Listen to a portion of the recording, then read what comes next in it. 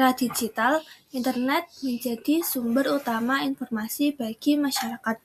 Berbagai berita dapat tersebar dengan cepat melalui media sosial dan aplikasi pesan. Namun, kecepatan penyebaran informasi juga membawa risiko munculnya hoax dan informasi yang belum tentu benar. Dalam situasi yang penuh ketegangan, seperti demonstrasi dan kerusuhan, masyarakat dituntut untuk lebih bijak dalam menerima dan menyebarkan informasi. Capek juga ya hari ini. Iya nih, dari pagi sampai sore kegiatan terus. Kalian udah lihat berita yang lagi rame belum? Berita apa? Katanya ada demonstrasi besar sih di pusat kota. Iya, aku lihat sekilas di media sosial. Sudah ada informasi resminya kah? Belum tahu sih. Kalau belum jelas, jangan langsung percaya. Tapi ini udah banyak yang share. Belum tentu benar kalau cuman karena viral. Lihat nih, katanya ada kerusuhan besar di pusat kota.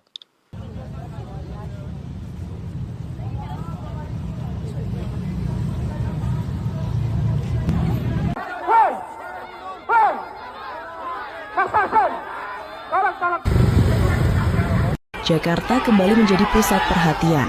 Ribuan mahasiswa dari berbagai kampus turun ke jalan dalam aksi bertajuk Menuju Indonesia Bangkrut di kawasan Bundaran HQ dan MH Tamrin. Dengan jaket alma mater yang memenuhi jalanan ibu kota, mereka menyuarakan kemarahan terhadap kondisi ekonomi, kenaikan harga kebutuhan pokok, harga BBM, hingga kebijakan pemerintah yang dinilai membebani anggaran negara. Seiring berjalannya waktu, informasi mengenai demonstrasi semakin banyak beredar.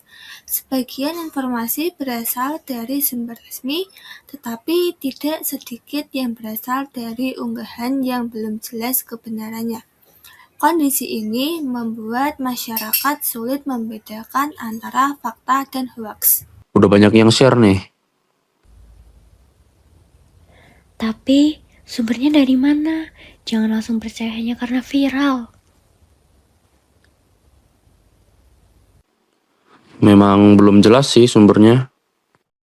Nah, itu masalahnya. Sekarang banyak orang langsung membagikan berita tanpa cek fakta.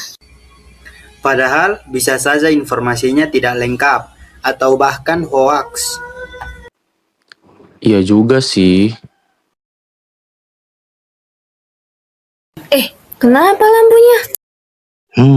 Coba cek internet. Loh, internetku kok mati? Aku juga tidak bisa menghubungi keluarga aku. Punya aku juga nggak bisa nih. Kenapa ya?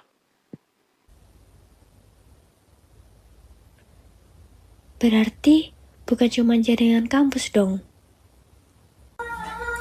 Jangan-jangan memang ada pembatasan internet. Apa mungkin gara-gara kerusuhan yang tadi? Kalau benar begitu, kasihan masyarakat yang butuh informasi. Atau yang ingin menghubungi keluarganya? Aku pasti panik kalau misal keluargaku berada di dekat lokasi kejadian. Tapi kalau menurutku sih ada sisi positifnya. Apa? Hoax jadi tidak mudah menyebar. Belum tentu. Maksudnya? Kalau internet dimatikan, informasi resmi juga ikut sulit diakses. Aku setuju. Tapi kalau misal internetnya tetap aktif, orang kan jadi bisa nyebarin berita palsu. Menurutku masalahnya bukan di internetnya, Terus? penggunanya. Benar sekali. Kalau semua mengecek informasi dulu, hoax tidak akan mudah menyebar. Nah, literasi digital itu penting. Tapi kadang, orang panik dan bisa langsung share beritanya.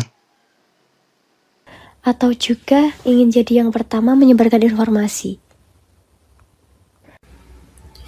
Padahal belum tentu benar. Aku pernah hampir memberikan berita palsu ke grup keluarga. Serius? Iya, untung aku cek dulu. Nah, itu contoh yang baik. Di tengah situasi yang tidak menentu, akses internet tiba-tiba mengalami gangguan. Sebagian masyarakat menganggap langkah ini dapat mengurangi penyebaran hoaks. Namun, di sisi lain, banyak orang kesulitan memperoleh informasi terbaru dan menghubungi keluarga mereka.